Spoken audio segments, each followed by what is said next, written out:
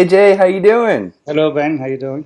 Great, great. Thank you so much for taking the time to speak with me. I really do appreciate it. Yeah, I wake up earlier, but to speak in the morning, that's too hard for me. Yeah, no, I totally understand. So thank you for doing so. Yeah. Um, but yeah, so I saw your LinkedIn profile, and I just wanted to reach out and I really wanted to ask you the question. Um, what is your story? Okay. I was born in Liberia, in Africa, but my parents are Lebanese. So at age 5, we moved back to Lebanon. At age 8, my dad passed away. At age 12, we had a civil war. So I lived 9 years in a civil war. Jeez. Okay. Uh, so one thing I learned during the civil war is I heard of a lot of Lebanese people immigrated to United States. They came here, they worked hard, they succeeded, they lived the American dream. So I grew up believing in the American dream, knowing the American dream exists, like every immigrant that comes over here. Hmm. There's one important thing is when somebody succeeds, they let the whole world know about it. But when somebody fails and doesn't succeed, they keep it as a secret. So growing up, we knew that you come to America, you're gonna work hard, you're gonna succeed. We never knew that you can fail in America. And that's why when immigrants come here, immigrants in the United States have better chance to succeed than Americans. It's Yeah. almost double or something. Because we come with that belief over here. So I remember 1983, that was the worst time of the war in Lebanon when I was there. I left in 84. Hmm. And I was interviewed by French television. I speak multiple languages. So they asked me, so where do you see your future? I said, oh, I'm going to America. I'm going to finish my education. I'm going to live the American dream. So by 1985, I was able to come to America as a student. And it Hmm. took years, by the way, to get my student visa to come over here. Yeah. Uh, so I came to Houston, Texas. I was going to English school because I didn't speak English at that time. And I had two jobs, working two jobs. And I was an immigrant, doesn't even speak English. Today, I have people, by the way, working for me that don't speak English and have 2 and 3 jobs too. Wow. Okay. But study shows in America, there's more people have 2 jobs than people are unemployed. Wow. So there's no reason to be unemployed. Yeah. So in 1987, I moved to Los Angeles. And I was working on the car wash daytime while going to school at night. But within the first week, I said, wow, I love this business. And I set my goal to own it within 10 years. So I say today, luckily, I did not have any friends who tell me that was impossible. Right. The car wash was worth $1 million at that time, and I was making $200 a week. But nobody told me that was impossible. But from that moment on, I did not see myself as an employee. I saw myself as the owner that doesn't have the key. So every day I was going to the owner and give him ideas on how can we improve the business. So every morning I ask myself what, how, and how, what, why, and how. How can we improve the business? Come up with ideas, goes to him. Yeah. And as working at the car wash, a study shows, by the way, average employee goes to a business to work. They work 2.5 to 3 hours a day on an 8-hour shift. Like actual real work. Actual work is 2.5 to 3 hours.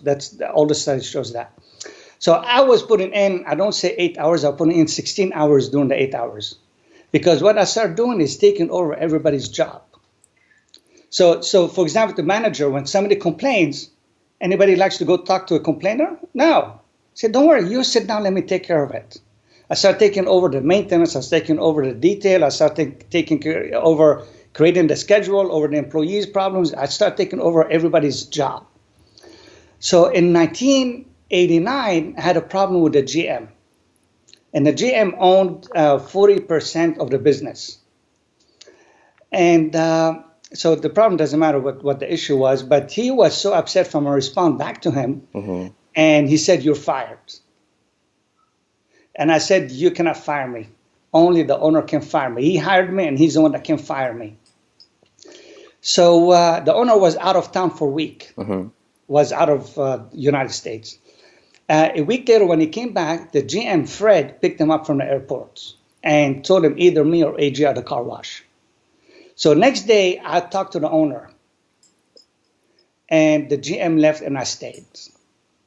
Wow. So when people say there's no employment security, I say the employment security exists today more than ever because it is up to you.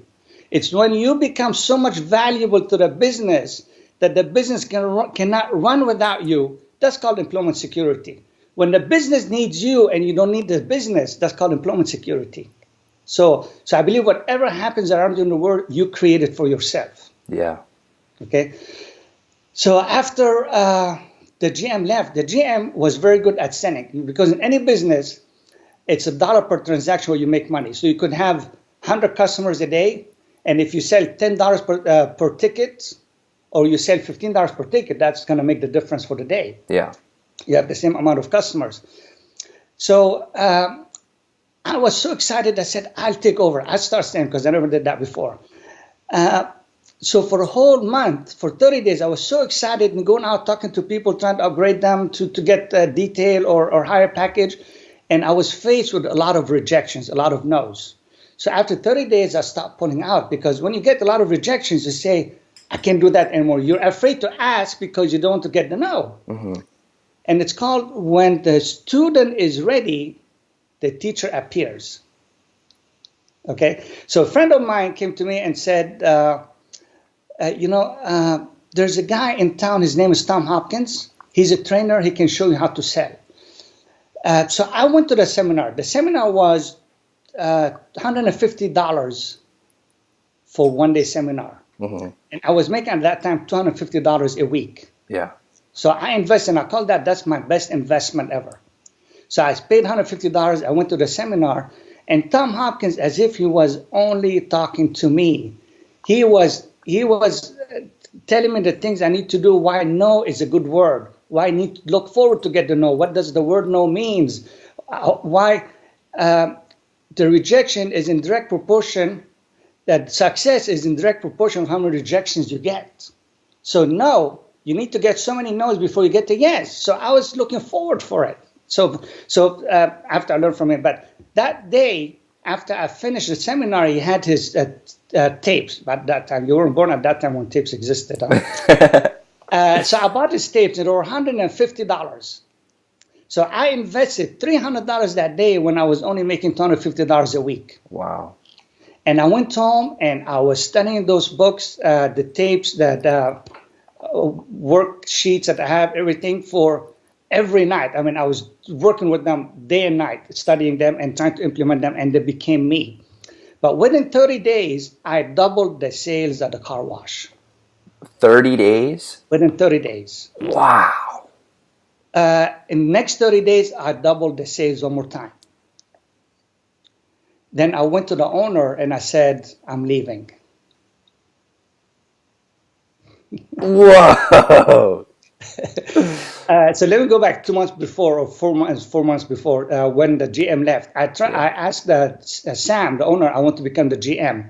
And he said, no, you're too young. I was 22 years old and you're not ready for it.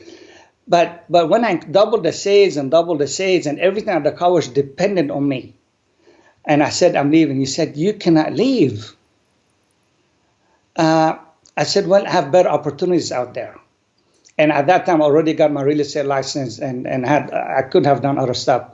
He said, so we made a deal.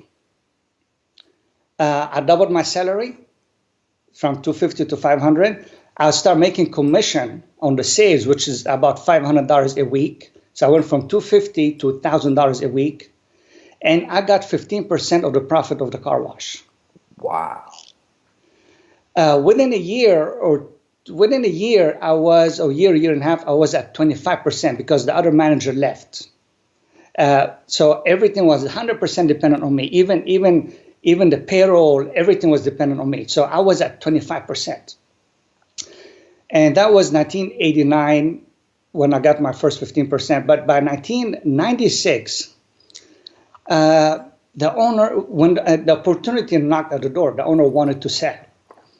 So I went to him, I said, I'll buy from you. Actually, before I said I'll buy from you, he put it in sale and he had this price, and people said no, no, no, no. He couldn't sell it. But he needed to say because he had another investment in Arizona. Mm-hmm. So I said, I'll buy from you for whatever price you have. So, and this is what I haven't mentioned yet. When we agreed on my percentage, I did not take it. My 15% and then my 25%, we only kept it on the books because I knew what I wanted to do in the future. People normally when they have money, everybody here in America, we're programmed to work check to check. Why we're programmed to work check to check? Because that's good for the economy and the Fortune 500 companies. It's not good for us.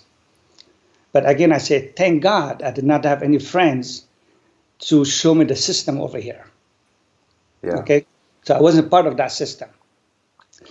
In 1996, the car wash owed me $500,000. Wow. Okay, and because of that, I was able to buy the car wash. At that time, actually, there's a book, and he's my mentor, and he's my very good friend, Robert Allen. He had a book called... Do you mind if I write that down? Robert Allen. Okay. He's the one that gave me the forward on my book, actually. Robert Allen. Robert G. Allen. Okay. Okay. He had a book called, and that was the number one book, and was the number one book in New York, New York bestseller book for almost a year and a half, for over 60, 70 weeks. Your book was? Robert Allen. Oh, his book. And it was called Nothing Down. He was the first person to write a book saying, how can you buy real estate with nothing down? Okay, because at that time when I went to get a loan to pay my loan off, I couldn't get a loan because I didn't have any credit. I mean, I had my house. I never used credit. And have only maybe $40,000 in the bank and $10,000 line of credit for my house. I mean, that's all I had, $50,000. And banks wouldn't give me, because we're trying to get the loan for $500,000 only. But the bank wouldn't give me a loan because I did not have history and that wasn't enough money down. And because of Robert Allen at that time, I said, okay, there must be a way. Actually, let me go back before I came to Robert Allen. To become a success, there's principles for you to become success. Okay, since 1989, after I went to Tom Hopkins, I became hooked on education. I always listened to audiobooks. I stopped listening to the radio. Mm-hmm. Even today, I don't listen to radio. Once in a great while, I listen to it by mistake. I learned from Tony Robbins. Okay, he said something. If you want to become a success, mm-hmm. drop all your friends that you have today and find new friends that already achieved your dreams and goals. Okay? I did drop my friends, and I did get new friends that were all business owners at that time. I'll give you the principles afterward, but this is a very important point. Then remind me, I'll give you the principles, all the 5 principles that we have. Mm-hmm. So my friends were all business owners at that time. And when I was trying to get the loan and I couldn't get the loan, I was talking to friends. One of them, he's a mechanic and he owns properties. And I said, look, I tried to get the loan. I cannot get the loan. I don't know what to do. Maybe it's not meant for me. He said, I have my house in Bakersfield. I can get you $100,000 credit on it. You can use my money to put down payment on the house. See, those are the friends you have to have. If you want to become somebody, get friends that can help you. If your friends were people that still in the same level that you are, guess what? They're going to hold you back. When you're trying to climb that ladder, they're going to pull you back down because they don't want to stay alone, even though there's a lot of room on the top. But they have the fear of something they've never been there before, mm-hmm. out of the comfort zone. I had another friend of mine, and this is really what hit me. He owned 4, 5, 7-Elevens, and he owned the Denny's. And very good friend of mine. And I went to him, I said, I cannot get the car wash. I couldn't get the loan. He looked me in the eyes and he said, AJ, if you don't get the car wash, you are stupid. Yeah. So again, I want to ask a question. What if my friends were living check to check? their answer would have been, it's not meant for you. I refused to take money from my friend. And because of Robert Allen, I said, there must be a way. So we created a way. I was able to give the $50,000 down, and I made a plan in next 2-3 years to pay the money off, which I did that. So I took the money from the car wash and paid it off. So the first thing I did is I gave the $50,000 I have down. Second, I called 2 banks that we're dealing with at that time at the car wash. And because I'm a GM, I got a line of credit from each one for $100,000. So I gave him $250,000. And I said, in the next 2 years, I pay you off. And the next 2 years, I paid it off. So I paid for the car wash from the car wash. Wow. And that was the first car wash I got. And I had it for a very long time. But at the same time, I bought and sold a lot of car washes. Any car wash today I walk into, and I can do it a lot of other businesses, but car wash is really my thing. It's a service business, that's why. Within 30 days, I can double their business. I always promise 30%, but I can do easy 50% to 100% double in income. It's from the same customers they have. I call it, the money is in your parking lot. You just have to learn how to get it. Okay, so I did a lot of deals with people, for example, selling their business, the car wash, and they had it at a certain price. They're going to sell it. I make a deal with them and say, you know what? Let me work on your business. Let me double, show the numbers, and then you can sell it. And within 2, 3, 4, 5 months, we're able to sell a car wash, and I get percentage of it. So I started doing a lot of that stuff, buying and selling a lot of car washes, partnering with people. So this is my story, how I got my first car wash. Wow, that's amazing. So what are you doing now? Like you talked about, how you were born and there was this civil war, and there was a lot of disruption going on early on, and then you moved over to the States, and you worked your way up through the car wash, and just that amazing journey. And then you said recently you've been, or maybe it was a couple of years back or something, that you were flipping, buying and selling car washes. But what was that chronology like? Like when did you start working with other car washes? That was after I got my car wash, my first car wash, 1996. So a couple years, I think by 2000 maybe I did that. But I would say one thing I learned from Tom Hopkins, and I had it in front of my desk all the time. I was looking at it. I had it the first thing in the morning when I wake up on the mirror, and the quote is, I must do the most productive thing possible at every given moment. Okay, so that's so every time I read it, what's the most important thing I have to do? So to do that, first you have to write them down. Okay, because when the moment comes to ask yourself that question, there's so many things that you really don't know what's more important anymore. So everything should be written down. You write them down really the day before, everything. You write your goals. There's not one goal I've written that I have not accomplished. But you write them down, you look for it. So it's what I call ants in your pants. I cannot sit. There's something I must do. But go to the principles of success that I mentioned. This is the reason. It's you must drop all your friends you have today and get new friends already achieve your dreams and goals. I think today this is absolutely wrong. That's a mistake. Yes, you must drop all your friends and find new friends that achieve way beyond your dreams and goals, way beyond. Because when you're down here, those are your friends and you're stuck. When you're down here and you say, this is where I want to get, you can only see this up to this horizon. You cannot see what beyond it because your mind can't see that. Mm-hmm. So if you drop all the friends and get new friends over here, when you get over here, you're going to get stuck one more time. It's going to be harder to drop your friends and find newer friends. Yeah. So when you're down here, you want to find people achieve way beyond your dreams and goals because they're not going to get you to where you want them to get you way beyond. And you're going to realize that, yes, I need to keep on going up higher. So the first one is drop all your friends, find new friends. The second one is you need to find a mentor. Okay? A mentor, somebody already have 20, 30 years experience that they can teach you what you can do and what you cannot do, what should you do, what can I do. They can also connect you to the right people. Okay. You need to take that mentor out for lunch. You need to pay for that lunch. You need to ask all the hard questions. You need to ask the specific questions are, what is the price you had to pay to get to where you are today?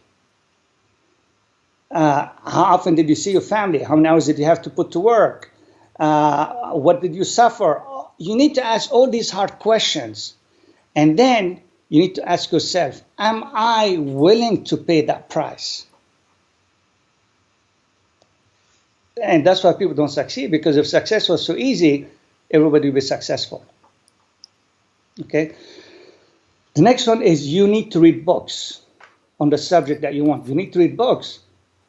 Yeah. You know what? I'm going to bring that book up right now. You need to read books, but you need to implement what you read. And this is what Napoleon Hill said. Knowledge is not power. It is only potential power. It becomes power when you take that knowledge and you implement it. Okay? So I'm glad you showed me the book. Napoleon Hill says, if you can conceive it and believe it, you can achieve it. And I think this is absolutely wrong. At least it's half the truth. Okay? If you can conceive it and believe it, you can achieve it. What he's telling people. And people, when just listen to that, they don't get his message. But saying it's entitlement. Just conceive it and believe it's going to happen. It doesn't happen by itself.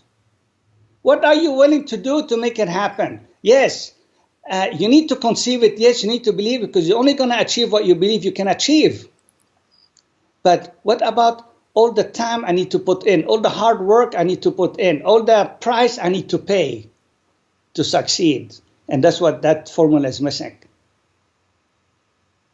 I agree. That's incredible. Yeah. And I'm really I'm thinking a lot about what you're saying, and it's sort of making some connections in my mind. Like you're talking about implementing the things that you're reading. I've been studying Benjamin Franklin a lot lately.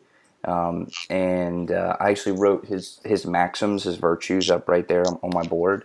And he came up with this ruthless self-development program where every day you're checking yourself and you're marking down, okay, I did this good, I didn't do this as well as I should have, and just kind of marking them down. And I find that's very, very helpful. It's like a systematic way to develop yourself over time. I think that's really cool. I do have a question though. When you're saying that it's very important to drop your friends and go get new friends, how exactly do you find those people who are good friends for you? And then how do you, because if you're here and the friends that you want to be with are here, their time is very, very, very, very, very valuable. How do you make sure to become friends with them to where you're exposed to them enough to where they can influence you? Okay. What I did at that time, I just found business owners and we became friends. But what you have to do is, and every time you get an email from me, that's my slogan: to get what you want in life, help enough other people get what they want first. So if you want to get happiness, you need to make sure other people get happy first. If you want to be loved, you make sure you love other people first. So you need to get involved in the community. That's a very important place where you can meet these people. Get involved in community, nonprofit organizations, because those people are part of these nonprofit organizations, are the people that want to change the world. And those are the people you want to be friends with. So go to the same community where they hang out, where they're making difference in the world, and be part of that community. Those people may have the money to invest, but may not have the time to do the things. You, at that time, may not have the money, but you have the time to do the things. And you're going to be noticed and be moving up. and creating those friends. So you need to go to where these people exist and believe in what they believe. Okay. I want to ask you something. What is the two most important words in the English language? Family. Two most important words. Normally, when I ask people to say thank you, and it is not. It is the word I am. Okay? This is where you can conceive it and believe it. I am. So I am what when you ask people? You know, and people have to write down 5 I ams and repeat them every day. I'm happy, I'm successful, I'm a giver, I'm a humanist, I'm whatever they want. But write those, and by them telling themselves that every day, the subconscious mind is going to believe it, because you can never achieve anything if your subconscious mind said you are not that person. So you need to make your subconscious mind believe that you are that person. And I am, and fill up the blank every day. Okay? And success, I call success, it's like a flood. You cannot blame a flood on one drop of rain, but it is all raindrops combined. So there's not one thing you can do to become successful. It is all the small things together combined that are going to create that success for you. That makes a lot of sense. And everybody, whatever situation they're in, I say, you are where you are today because of certain decisions you made in your life and certain decisions you did not make.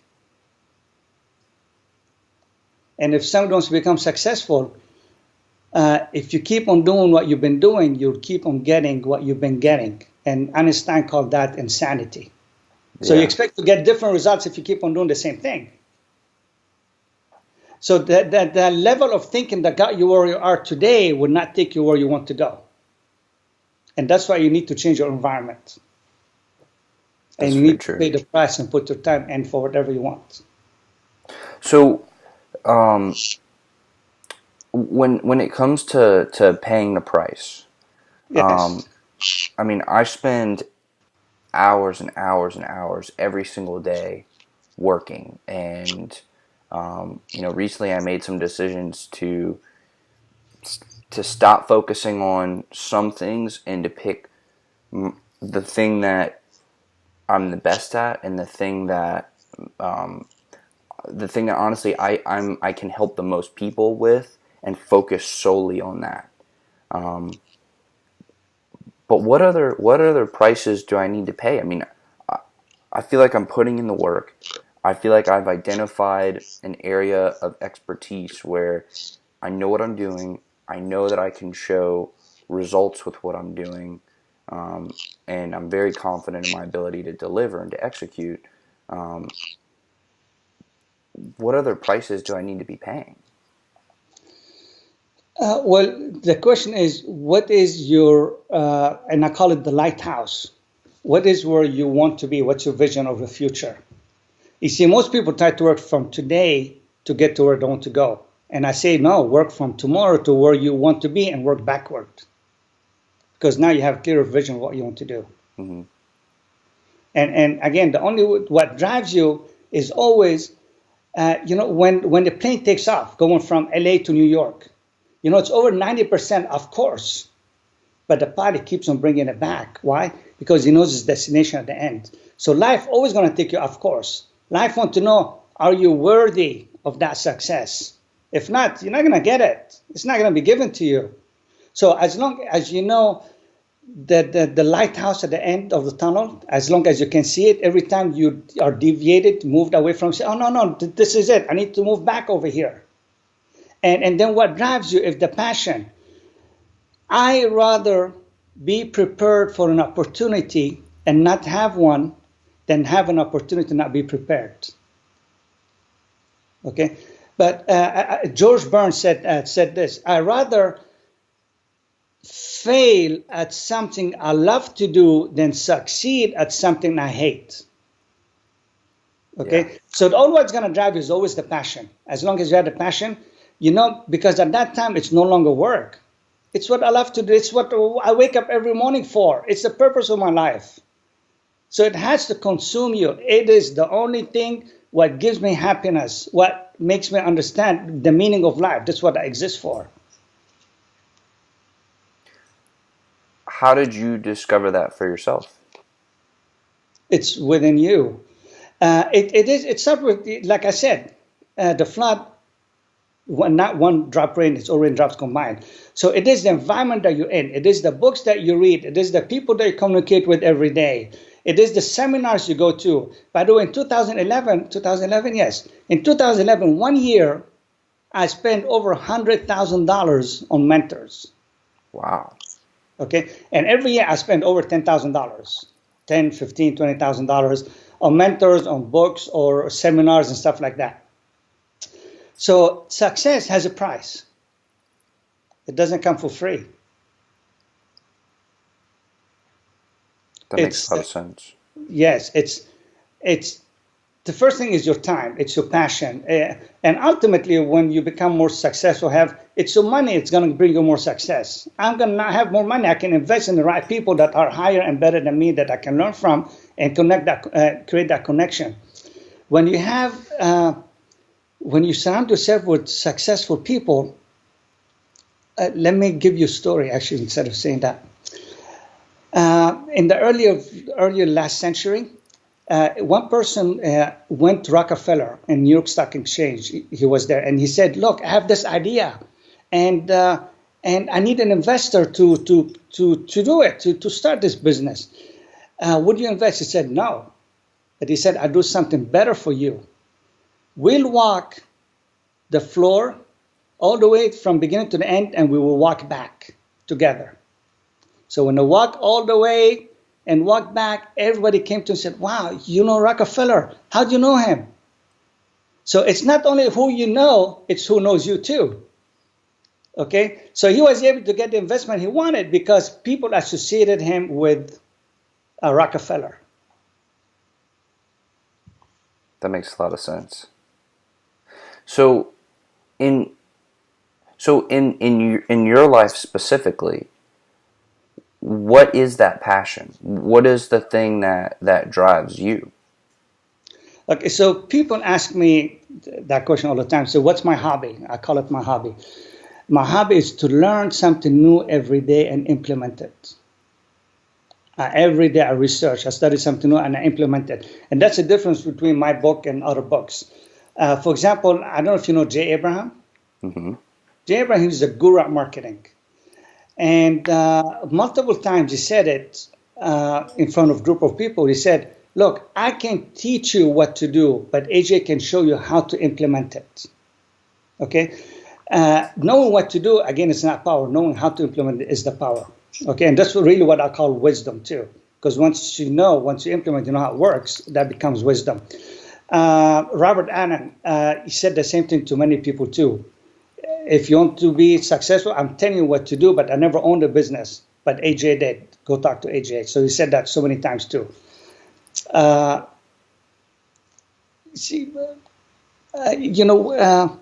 that's what my book, when I wrote this book is like over 30 years of things I learned and I implemented.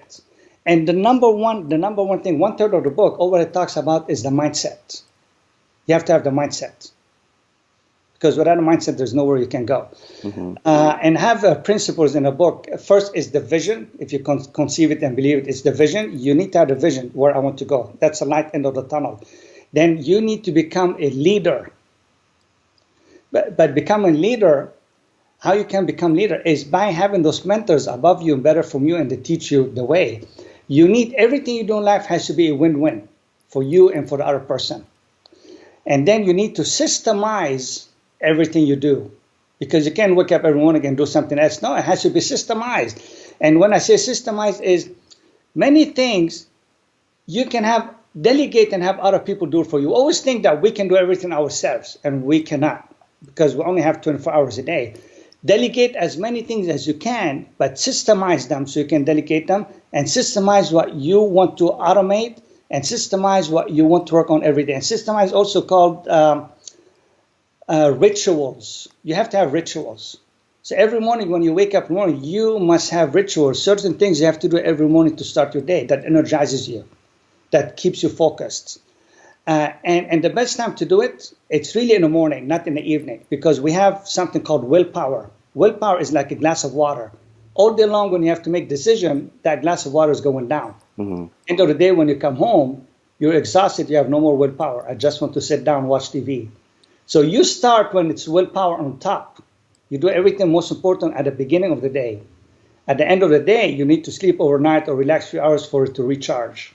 Okay, and then you need to use strategies. Strategize. It's what makes you the expert in your field or whatever you're doing. Why? And I call it again lighthouse. Instead of you going looking out for business, you become the lighthouse that people have no choice but come toward you to you. But you also need to learn tacticals, how to close sales. And I don't really like to call it close. I call it open relationship. Mm-hmm. But you need to make decisions, basically. And you need to have the mind of an entrepreneur. So those are principles that you need to have for you to succeed. Again, it's not one drop of rain, it's all raindrops combined. Again, as you're saying these things, I'm thinking about specifically in my life, and I absolutely do have a morning routine. I wake up every day, I journal for about 10 to 15 minutes, I do yoga, and then I eat a little bit of breakfast, I read for an hour, like this book, for example, then I go work out, and then I work, and I just crush it the rest of the day and work and work and work. And I definitely find that having that routine of like getting into it and making sure to do that every single day, that definitely really helps. And you talked about mindset and about making sure I have the right mindset, making sure I'm thinking like an entrepreneur, thinking like a business owner. I feel like I am. But there's still some lack of clarity, I guess. Like for example, I started my first business when I was 20 years old. I was in college, and I was a sophomore in college, and I started a business, and then a year and a half later, I published my first book, and then 5 days after that, I started a podcast, and so I've been doing all these things. And then recently I've made the decision to focus 100% on my business.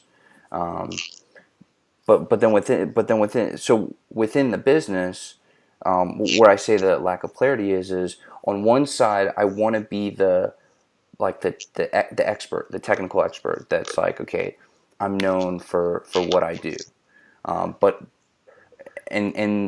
my dad is an attorney, and he owns his own firm, and he is an expert. He is a craftsman. He's an artisan, and I see the value in that.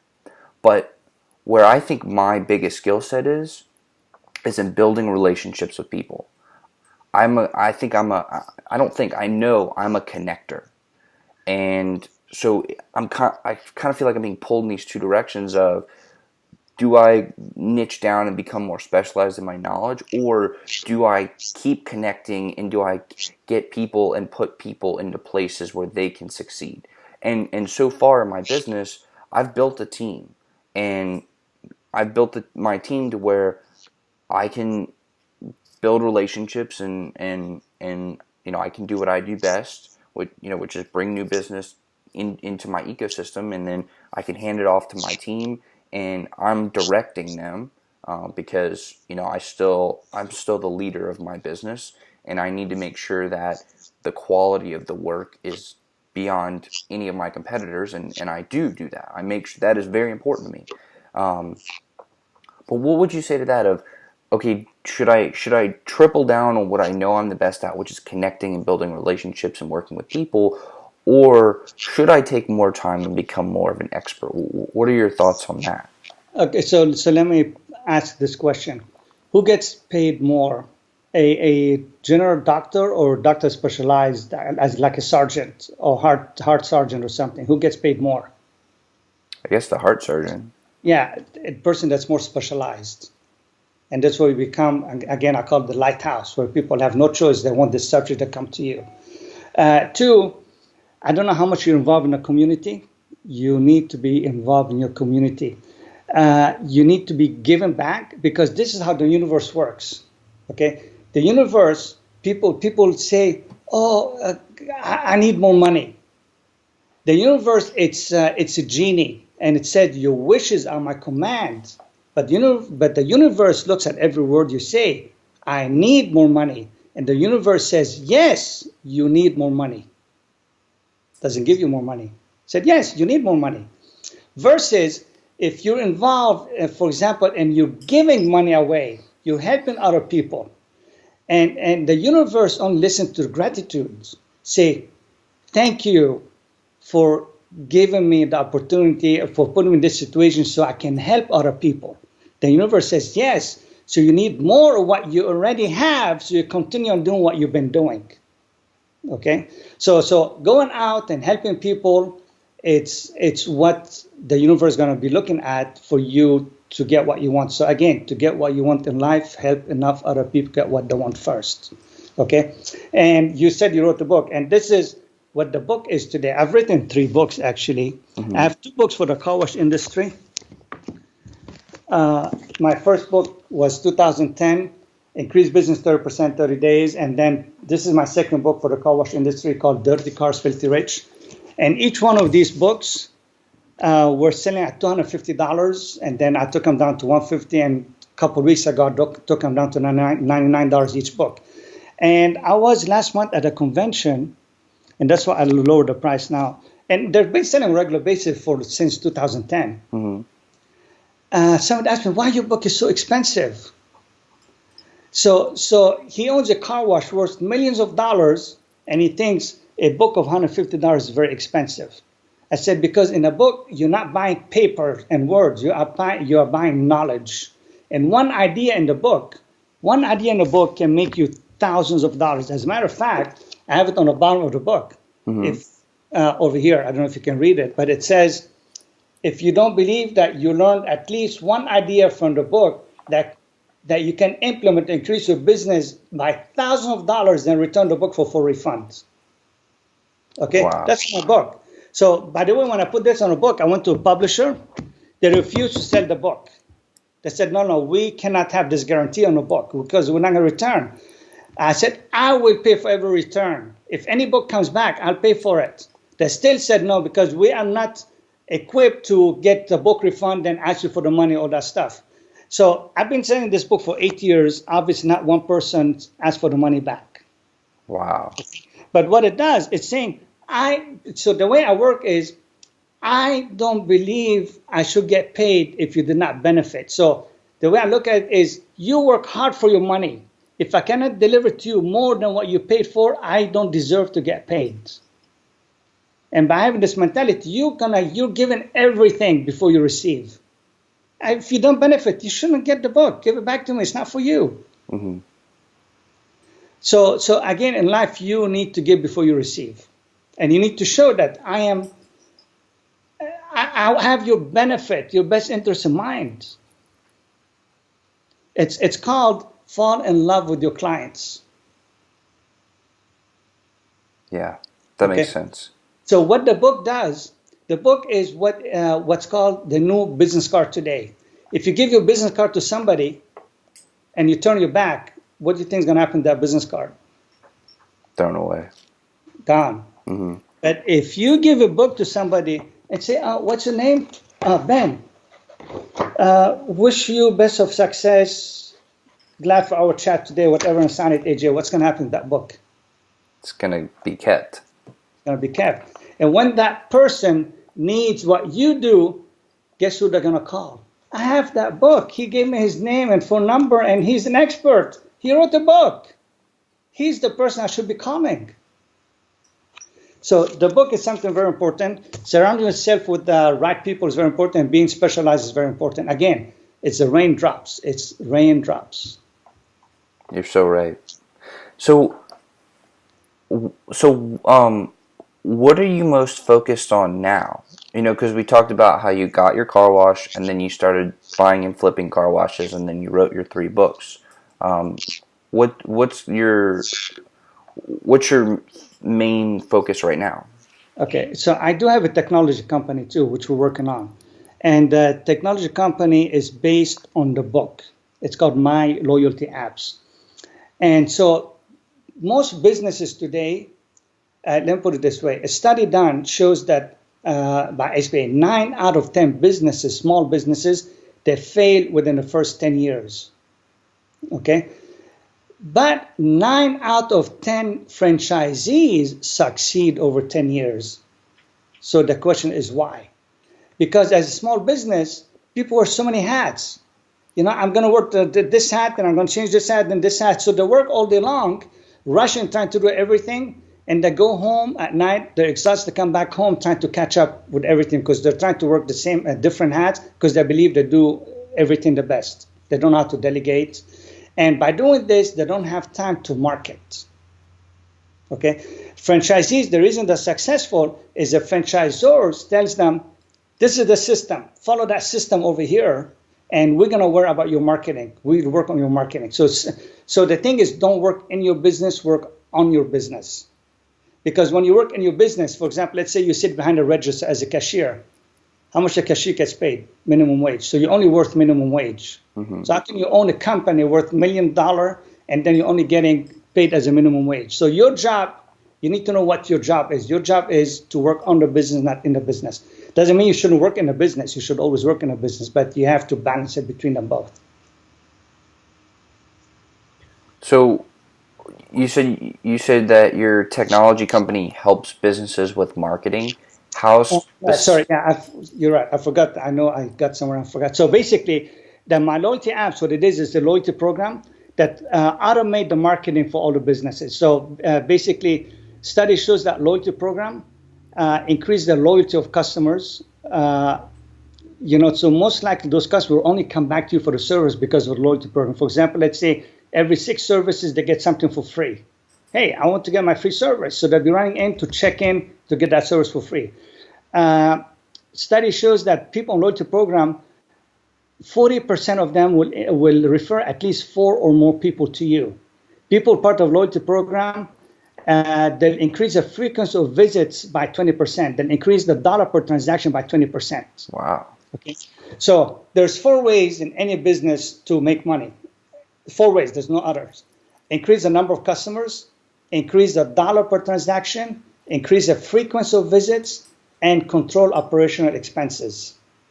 Okay? Because ultimately the money it's the net profit. It's not how much money you make, it's how much money you keep at the end. So control operational expenses, it's where you systemize everything too. So you control what you're paying for what, you systemize the process, making sure that everything's working good. So the loyalty program is basically increase the loyalty. It has automated text messages for the customers. Depends on the frequency of their visit. So every industry, they have a different frequency. For example, in restaurants, people eat out 4.8 times a week. When I say out, they eat commercial food 4.8 times a week. Mm-hmm. Okay, that study been done by restaurant industry. But the question is, how often do they go back to the same restaurant per week? Okay, so when somebody checks in the restaurant industry, within 3 days, we may send them, first when they check in, after 1 hour is going to send them, rate us. So they send them something, please click here and give us how was the service. So you keep track of customers that are happy or unhappy. The system, the way it works, if somebody's happy, it's going to ask them to leave it online. If they're not happy, it's going to only come to you so you can call the customer and take care of it.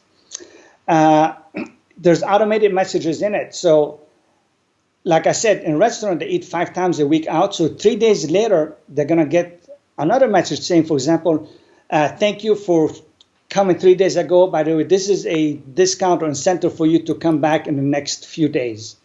And then that trigger could, for example, you have one trigger in 3 days, and 10 days, and a month, and 2 months, and 3 months. So you can set triggers up until they come in and recheck in. When they check in, it resets back to 0. So basically, you're increasing the frequency of visits. You're retaining customers that forgot about you too. And plus, obviously, it has SMS that you can send SMS to everybody when business is slow, when you have an incentive, stuff like that. Wow. So basically, it's working on the business instead of working in the business. And it automates it for you. that all what you have to do as customer when they're coming to pay, do you like to get the free service in 6 visits? Yes. Just put your phone number over here. Cool. So there's nothing to do for the business except telling people to check in. And what we notice when somebody checks in the first time, become part of it, next time they come to the business, they run before they pay. They want to check in because they want to get the free incentive. That's awesome. what we're on today. So that's really cool. Who's your who do you like working with the most? Like who's your ideal customer? Well, it depends. I cannot answer that question. Everybody's an ideal customer for me. Yes, it depends on your target market, what you're doing. You need to. It's better to be a big fish in a small pond. A big fish in a small pond than a big fish in a big pond. Because you dominate. So yes, you want to be the expert on the market. You want to narrow down your target market. But it depends. I think what's more important than who's your target market, it's who's your best mentors, because they're always going to keep you focused on where you want to go and how to go. And they will teach you the rope of what's good, what to avoid. Let me tell you the story. Somebody walked down the street. There's a big hole and they fell into it. Okay.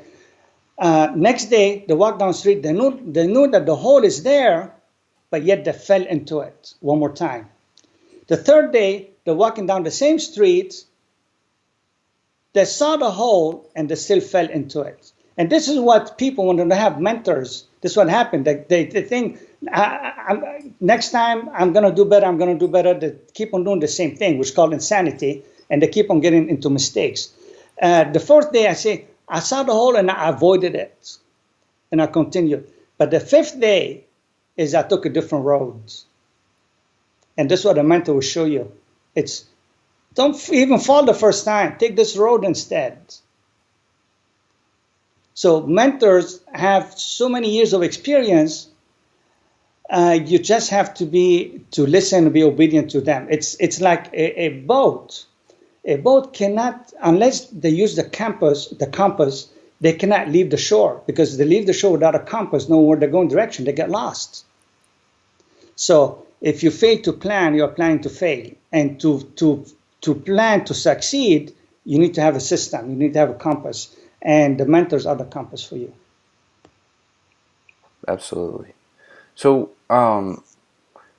like, when you're working with your clients or your customers, how do you get their clients, their customers, how do you get them into your program? Okay, it happened to me many times when I'm dealing with customers.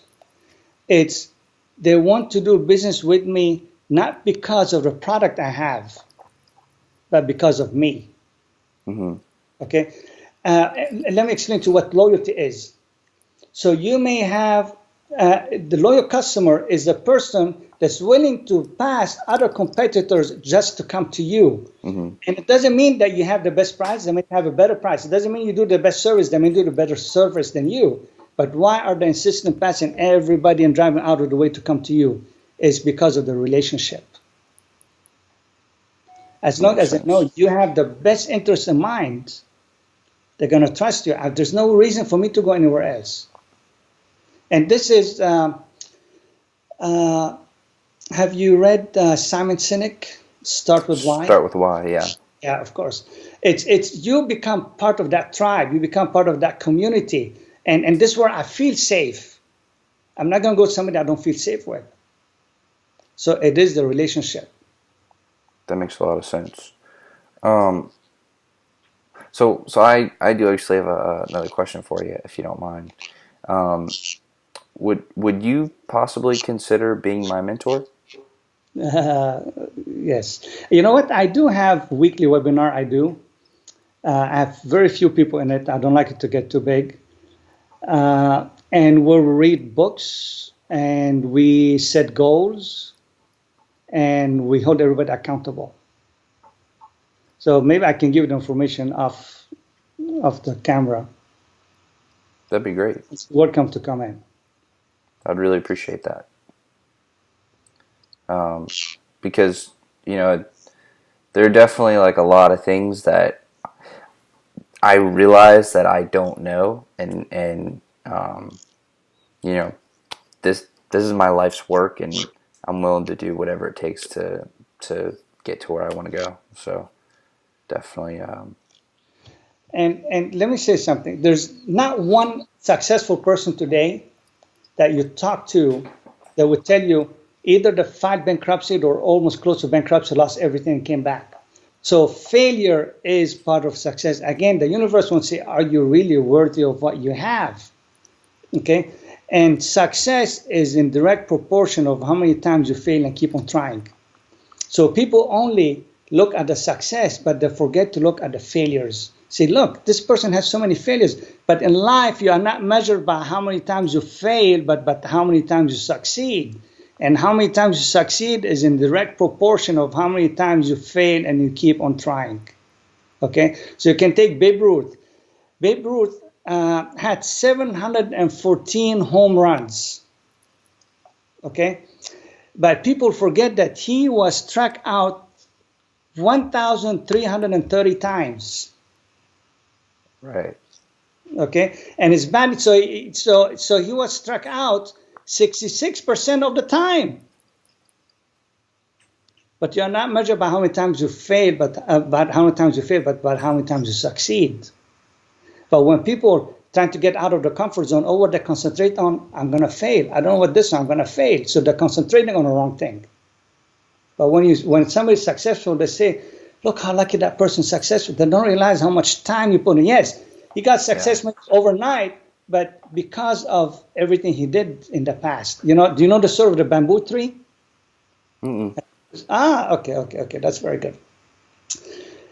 When you plant a bamboo tree, that the farmer planted a bamboo tree and waters it all year long. Next year, it only has a sprout on top, just barely see it.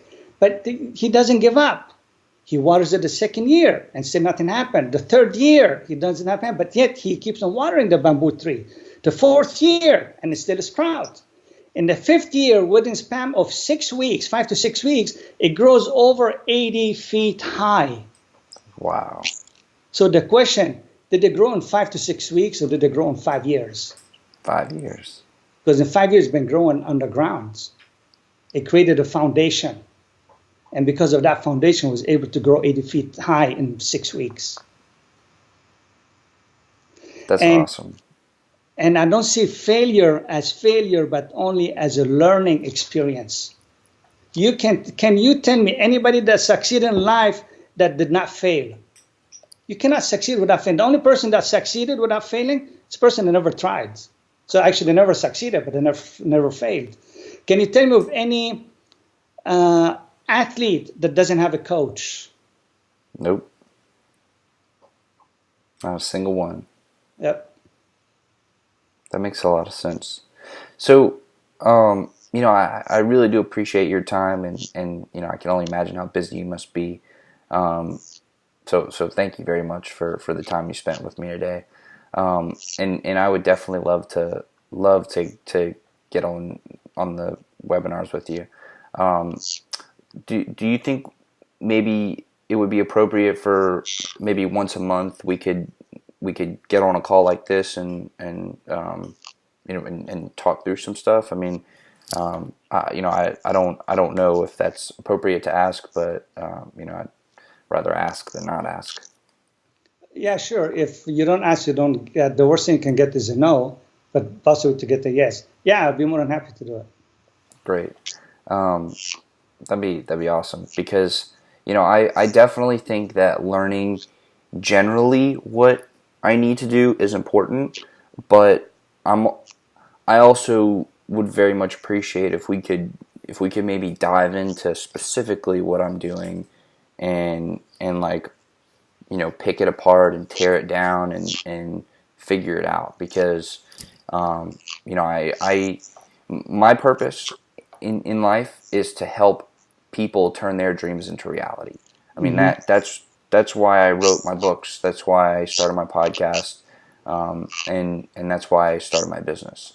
And you know, my business is it's a marketing agency, and the reason that I love doing that is because I can help people. I can help my clients help other people. So you know, I try to be very, very, very, very, very selective about who I work with, because I only want to work with people who they can truly make a positive impact on the world. And you know, that's very important to me. So you know, that's kind of the purpose of why I do what I do. But yeah, I mean, if you'd be open to it, I would truly be honored and very very grateful for that time that we would be able to spend together. Yeah, thank you very much. I'd be more than happy to. Okay, well, do you want to? And again, I'm not sure if this is appropriate, but do you want to maybe get something on the calendar to where we can, you know, kind of have like a regular time or something? Let's do it by text or email, and we set it up. I need to look at my calendar too. Okay, great. Well, again, AJ, thank you so much for your time. I really do appreciate it. Okay, thank you very much, man. Awesome. Talk soon. Bye. Bye bye.